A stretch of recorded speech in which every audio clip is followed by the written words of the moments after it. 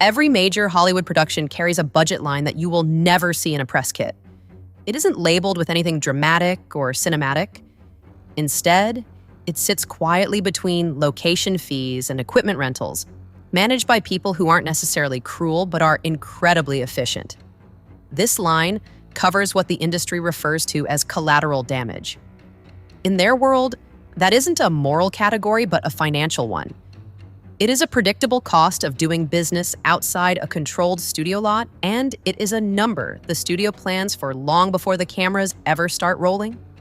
In the summer of 1969, Paramount Pictures moved the production of True Grit to Montrose, Colorado, and that specific budget line was put to use. Hollywood history usually remembers what happened next as a classic John Wayne legend. It is told as a story about character, decency, and a simple handshake in the morning light. However, the archive remembers the situation quite differently. The records show that the protocol worked exactly as it was designed to work.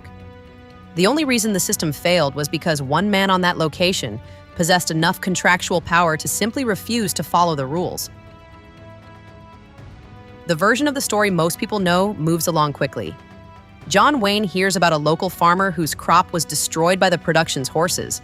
So he steps in, writes a fair check, and shakes the man's hand.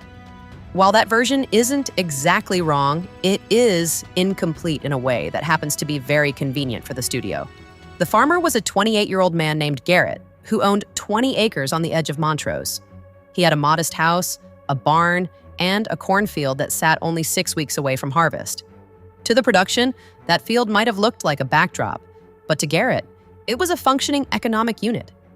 His mortgage was current and his math was tight. That corn was how he paid for winter feed, covered his mortgage installments, and kept the electricity running for his wife Nora and their 2-year-old son. When the local paper covered the arrival of the film crew, the town treated it like a windfall. But Garrett treated it as background noise because he had much more pressing things on his mind. The filming took place right next to his land. The man producing True Grit was Hal Wallace, a seasoned operator whose personal papers are now held at the Margaret Herrick Library. These documents establish clearly that location liability was never an afterthought on his productions. It was a carefully managed budget category with documented protocols. Wallace had been producing films since the 1930s, which meant he knew exactly what could go wrong on a location shoot, and he had systems ready for the moment things fell apart. 3 days into filming, the head wrangler broke his arm in a riding accident off-set and had to be transported to a hospital in Grand Junction. The crew members left behind to manage the horses had no real experience with animals. They seemed to assume that horses behave like parked vehicles. Each evening, after the shoot wrapped, they herded 12 horses into a holding area near the edge of the lot, latched the gate, and headed off to dinner. Nobody bothered to tell them that a horse can easily open a poorly latched gate with its nose. That night, those 12 horses walked 300 yards across open ground until they found the cornfield. They spent several hours doing exactly what horses do when they find tall, ripe corn in the dark. By the time the sun came up, nearly half the field was gone. It was eaten flat or trampled into the dirt. Rows that stood chest high the evening before were now crushed and completely ruined. The response from the production was immediate, deliberate, and well documented. This is the point where the official legend claims the studio fumbled the situation, but the archive suggests the studio performed exactly as it was designed to. The production manager who eventually told Garrett to sue the horses wasn't just improvising a mean-spirited line. He was following a written protocol that the production office had approved before a single camera ever arrived in Colorado. The specific clause he was operating under was standard boilerplate in 1960s location agreements, which meant Garrett wasn't a special case at all. Dozens of farmers and property owners across the golden era of location shooting faced this exact same contractual dead end. Paramount's insurance would have covered the full crop loss in a single adjustment, so the decision not to use it wasn't a mistake, it was a choice. The check Garrett eventually received was for about $1,000 against a $10,000 loss. That wasn't an accounting error, but a figure calibrated to the precise threshold where most people simply give up and stop fighting. What Garrett walked into is documented in the production management records of that era under a title that sounds like boring paperwork until you see it in action. They called it the low offer attrition strategy. And it wasn't a mistake or a case of simple negligence. This was the standard protocol, and it was designed to function in very specific stages. The morning after those horses tore through his field, Garrett drove to the production lot to find whoever was in charge. An assistant production coordinator told him the manager was busy but claimed they knew about the situation and promised someone would reach out soon. Garrett left his name and drove home to wait, but the phone never rang. He returned the next day only to be told the production manager was in the middle of a shoot and couldn't be interrupted for any reason. The staff promised to pass the message along again, so Garrett just nodded and walked back to his truck. 3 days went by without a single call or letter arriving at the farm. On his third visit, Garrett stood at the gate and finally raised his voice, making sure he was loud enough for everyone to hear without actually screaming. He told them he had been there twice already and was tired of being ignored, especially since his family's livelihood depended on that field. He demanded to speak with a person who actually had the authority to make a decision. That afternoon, an assistant gave Wayne the short version of the story. He heard about the horses, the ruined cornfield, and the farmer who wouldn't stop showing up at the gate.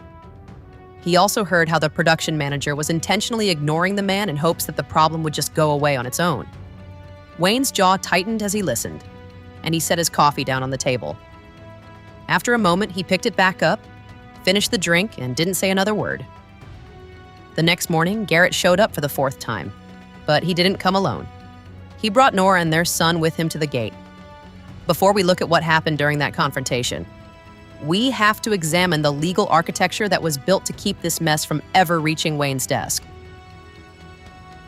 Wayne walked into the production manager's office without knocking and placed his hand flat on the desk.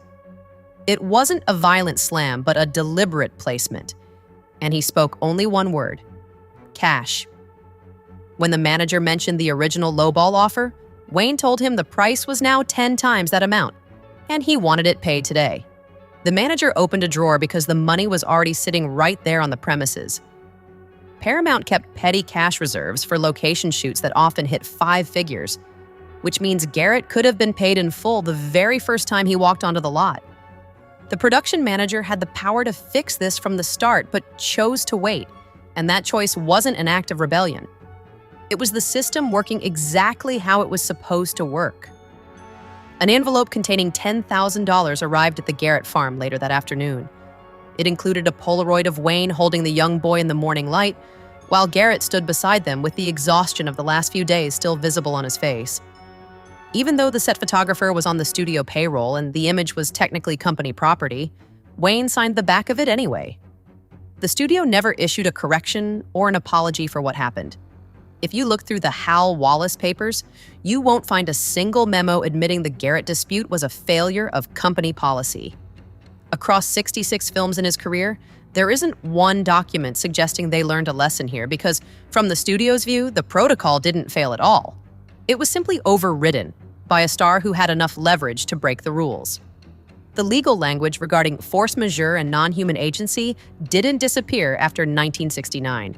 It just evolved into the act of God clauses and insurance exclusions that still govern film sets today. The official legend claims this story is about the strength of John Wayne's character. But the archives tell a different story about a corporate mechanism that has outlived him by 50 years. The playbook didn't die in that Colorado field, but instead, it simply found a way to incorporate into the modern system. If this investigation reframed something you thought you knew, the archive has more corrections on file for you to explore. Subscribe now because every story on this channel starts where the official version ends. You should share this with someone who still thinks Hollywood learned its lesson.